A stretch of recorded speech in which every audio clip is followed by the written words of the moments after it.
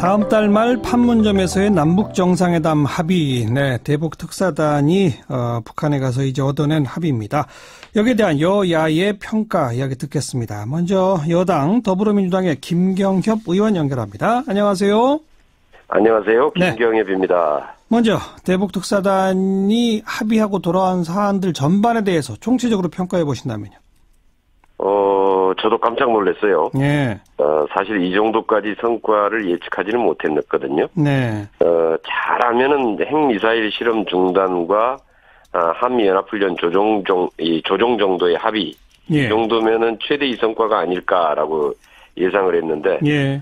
정말 예측을 뛰어넘는 파격적인 성과입니다. 예. 네, 한반도와 동북아가 이제 대립과 갈등을 끝내고 평화의 길로 들어설 수 있는 역사적인 전환점을 만들었다, 이렇게 생각하고요. 예. 이 말씀하신 것에 더해서 남북 정상의 한라인 설치도 굉장히 중요한 의미가 있다고 생각합니다. 그렇죠. 예. 네. 아까 언급하셨던 한미 군사훈련에 대해서는 뭐 그냥 양해한다, 이래버렸고요. 그죠? 그러니까 너무 쉽게, 네. 우리도 거기에 대해서 아직까지 계속 완강하게 반대 입장을 펼쳐왔기 때문에, 예. 사실 그 정도의 요구가 있지 않을까 이렇게 생각을 했었거든요. 네. 그런데 이제 야당 쪽의 비판은 뭐 희대의 위장 평화쇼다, 이런 쪽입니다. 즉 북한이 완전히 비핵화하겠다고 한 것도 아니고 그냥 그 평화 공세를 펼치는 거 아니냐, 이런 시각은 어떻게 보세요?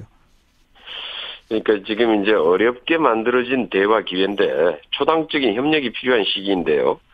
그런데 이제 자유한국당은 아주 뭐 정말 잔치집에 재 뿌리는 격인데, 사실 자유한국당 집권 9년 동안에 비핵 대화가 완전히 단절되면서 북핵이 방치가 됐거든요. 예. 그러니까 이 시기에 북한의 핵 개발이 급진전돼서 완성 단계에 이른 것인데, 예. 여기에 대한 반성부터 먼저 하는 게 순리다, 이렇게 생각합니다. 네. 그러니까 자유한국당 입장에서는 아무래도 이제 남북 대결과 갈등 부추겨가지고 낡은 이념 공세, 뭐 안보 장사 이걸로 해가지고 지지층을 확보해 보겠다고 하는 정략적인 의도인 것 같은데요. 예. 정말 70년대의 낡은 이념 굴레에서 한치도 벗어나지 못하고 있다, 이렇게 생각합니다. 예. 하지만 또 역사적 경험을 보면 이런 우려가 또한 생기지 않을 수 없는 게 현실 아니겠습니까? 정상회담 2번 했었고 뭐 여러 가지 남북 간의 합의가 있었지만 그럼에도 불구하고 북한은 계속 또 핵 개발하고 미사일 개발하고 했단 말이죠. 그런 우려는 어떻게 보세요? 그런 이제 이 대화와 합의, 그리고 그 합의가 파기되는 과정을 잘 볼 필요가 있는데요. 네. 그나마 대화를 통해서 합의를 했을 때에 그 정도만큼의 핵 개발을 정체시키거나 핵 개발을 일정 정도 컨트롤을 할 수 있었거든요. 예. 그런데 이제 문제는 이제 핵 개발, 그러한 합의가 이제 깨진 이유가 사실 있죠, 따로. 예. 요즘에 이제 북미 간에 이제 그런 문제 가지고 계속 이제 책임 떠넘기기 뭐 이런 이제 아주 지루한 공방이 이루어졌는데, 예. 실제로 그 과정을 좀 잘 볼 필요가 있습니다. 그래서 왜 합의가 깨졌던가, 그런 문제들이 북한이 책임져야 될 영역은 어떤 거고 미국이 책임져야 될 영역은 어떤 건지, 예. 그리고 어디가 원인이 먼저 제공했고 컸는지, 이런 문제들에 대해서 정확히 검토해 볼 필요가 있지, 그렇다고 그래서 지금 대화를 하지 않고 대화를 통해서 북핵 문제를 해결해 가지 않으면 그럼 뭐 전쟁하겠다는 얘기입니까? 네. 빨리 해결할 수 있는 방법이 없잖아요. 예. 네. 아까 김경협 의원이 깜짝 놀랐다라고 표현할 정도였는데, 김경협 의원을 깜짝 놀라게 할 만큼 북한 김정은 위원장의 태도가 급변한 이유가 뭐라고 보세요? 우선 이제 하나는 그 문재인 정부의 제재와 대화의 병행 전략, 그리고 한반도 운전자론, 그 진정성 있는 대화 제의나 이제 노력, 이런 것들에 대한 성과이기도 하고요. 그다음에 이제 북한의 입장에서 보면은 핵무력의 완성을 선언한 후에, 네. 체제 안전 보장 등의 협상력에 대한 자신감이 좀 생긴 게 아니냐, 이렇게 봅니다. 예. 그리고 이제는 핵 경제 병진 노선에 따라서 경제 포커스를 맞추고 향후의 경제 발전 전략을 구사해 나가겠다라고 하는 의지로 보이는데요. 예. 그래서 통남을 통해서 통미로 나아가고, 예. 그 체제 보장과 경제 발전을 이루겠다라고 하는 이런 생각이 아닌가, 이렇게 보고 있습니다. 체제 보장이라면 즉 불가침 협정 내지는 평화 협정으로의 전환, 뭐 북미 수교, 이런 걸 진짜 북한이 바라고 있는 거겠죠? 그렇죠. 예, 북한은 그런 정도의 자신들의 체제 안전에 대한 보장 장치를 원하고 있고요. 예. 아마 이번에 비핵화 조건으로도 그러한 조건들을 아마 내걸 것이라고 생각을 합니다. 바로 이 대목에서 이제 미국이 어떻게 나오느냐가 최대 변수 아닙니까? 지금 러시아 쪽에서는 공은 미국으로 넘어갔다. 벌써 이런 말이 나오던데 미국 예. 어떻게 나올까요? 우선 지금 오늘 반응을 봤더니요. 트럼프 대통령은 이제 트윗으로 북한과의 이 대화 가능한 진전이 이루어지고 있다. 적절한 이제 준비가 되어 있다라는 얘기도 하고, 미 국무부는 오늘 보니까 이런 날이 오리라고 기대를 못했는데 참 아주 이제 뜻밖이다 이제 이런 정도의 아주 환영하는 입장인 것 같습니다. 예, 그리고 유엔도 대화 진전을 돕겠다고 하는 아주 입장이 확실하고요. 예. 그래서 이번에 이제 우리 특사단이 내일 미국으로 건너가서 방북 결과를 잘 설명을 하고, 지금 이제 그동안에 미국이 대화의 전제 조건으로 걸었던 비핵화 논의 문제가 이제 해결이 됐기 때문에 예. 미국도 이제 대화를 더 이상 회피할 만한 명분이 없다라고 봅니다. 아마 북미 대화가 곧 시작되지 않겠는가 이렇게 예. 예상을 하고 있습니다. 예. 여당 입장에서는 정부에게 뭐 이렇게 이처럼 남북 정상회담 등등을 포함해서 앞으로 더 이것도 좀 합시다라고 제안할 건 없나요? 예컨대 이산가족 상봉이라든지 뭐 개성공단 재가동이라든지 이런 등등에 대해서? 아마 지금 4월 말 정상회담 때에 이산가족 상봉 문제도 분명히 포함될 것으로 보고 있고요. 네. 그다음에 이제 이산가족 상봉 문제가 워낙 좀 절박하지 않습니까? 예. 네, 이루어지고 있고, 그다음에 이제 개성공단이나 남북 경협 재개 문제 같은 것은 최소한 아마 이 정상회담에서 북한이 핵 동결 선언이라도 하고 예. 대북 제재가 완화되어야 사실 본격적으로 가능할 것으로 보고 있거든요. 예. 그래서 그런 방안들까지를 포괄적으로 논의할 수 있는 자리가 아니겠냐 이렇게 예상하고 있죠. 하긴 개성공단 재가동은 지금 유엔의 대북 제재에 위배되죠. 이제 현금 지원이 위배되는 건데요. 예. 사실 현물 지원으로 하면은 이제 큰 문제는 없을 걸로 보는데, 이제 그렇게 하면은 사실 북한이 받을 건지 이런 게 사실은 불확실하다고 봐야죠. 알겠습니다. 여기까지 듣죠. 고맙습니다. 예, 감사합니다. 더불어민주당 김경협 의원이었고요. 이번에는 야당의 평가입니다. 자유한국당 백승주 의원 안녕하세요. 예, 안녕하세요. 경상북도 구미의 백승주입니다. 네. 역시 이번 대북 특사단이 가져온 합의 사항에 대해서 총체적인 전반적 평가를 해보신다면? 예, 그 정부 발표대로라면은 네.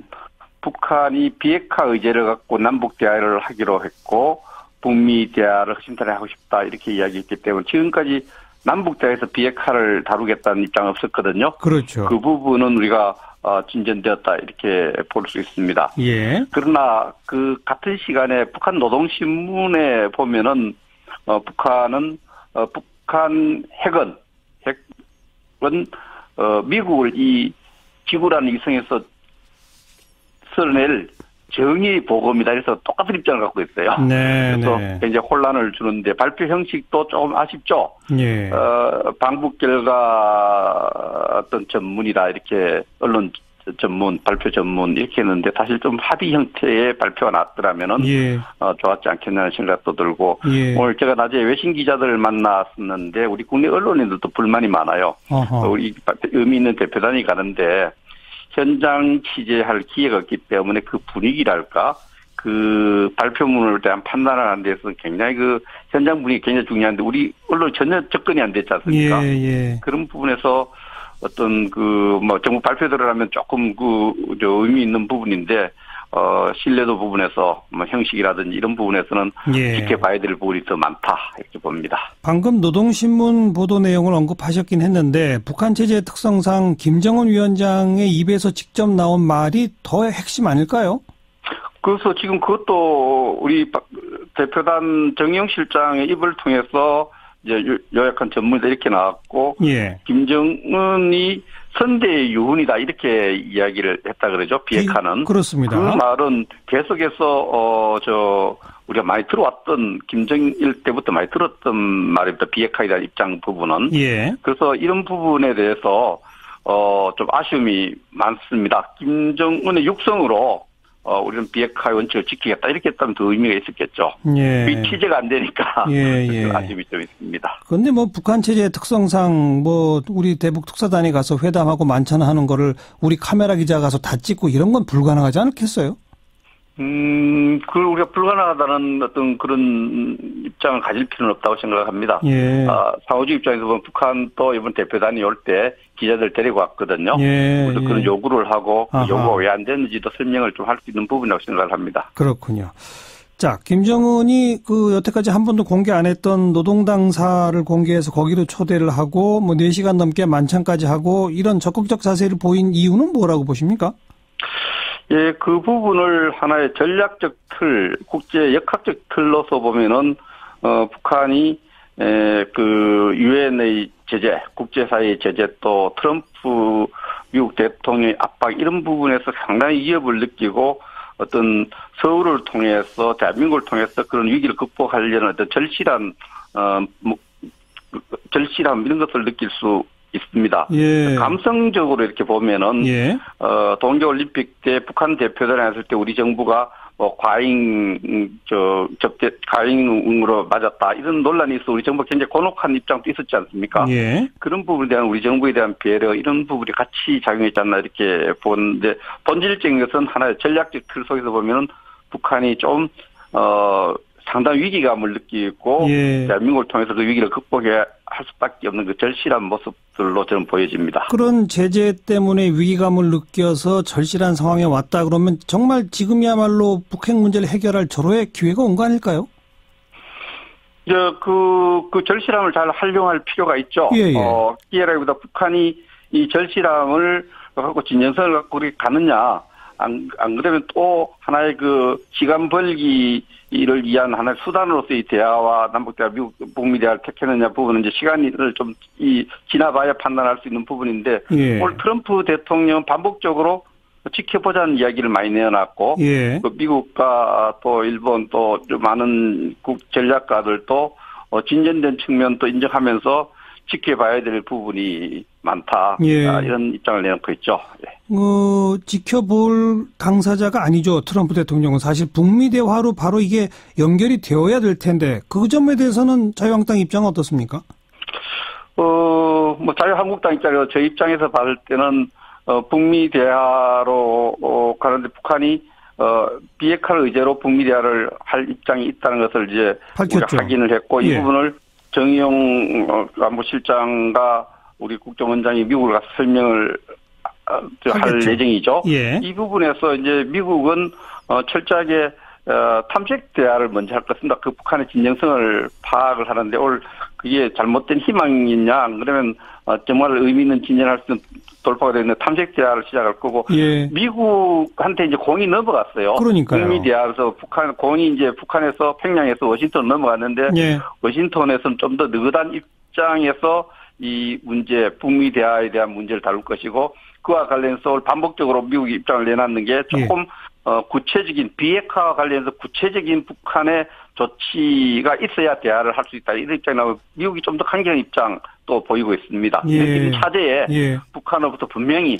비핵화에 대한 의미 있는 조치를 전제 조건을 내세울 가능성도 있습니다. 탐색 대화는 곧 시작할 것 같습니다. 예, 이런 상황에서 사실 자유한국당도 야당이지만 미국을 향해서는 이런 기회를 활용해서 북한과 적극적 대화에 나서라 이렇게 촉구하는 게 옳은 거 아닐까요? 그렇습니다.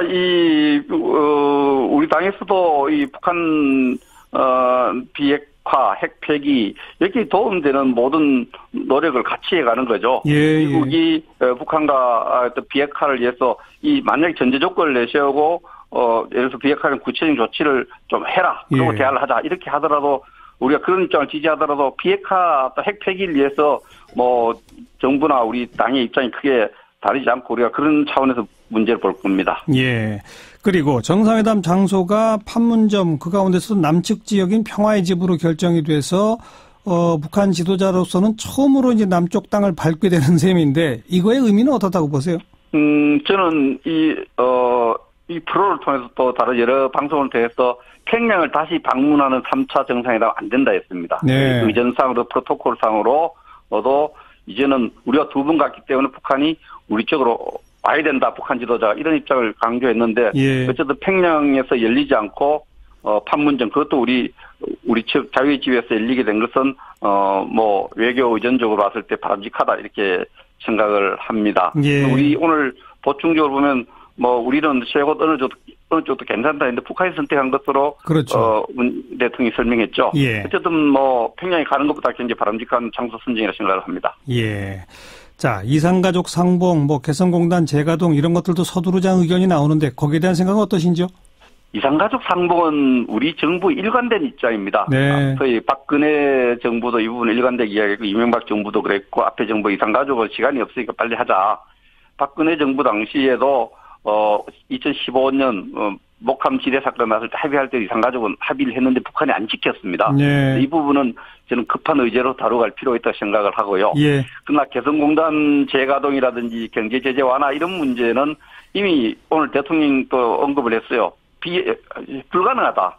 유엔 제재의 틀 속에 있고 여러 가지 제재의 특구 속에 제재를 우리가 지켜야 되는 유엔 회원국의 입장이기 때문에 예. 제재 완화는 현실적으로 단기적으로 남북 대화에서 해결하기는 좀 어려운 그런 네. 측면이 있다고 북한에 의미 있는 변화가 필요합니다. 알겠습니다. 여기까지 들을게요. 고맙습니다.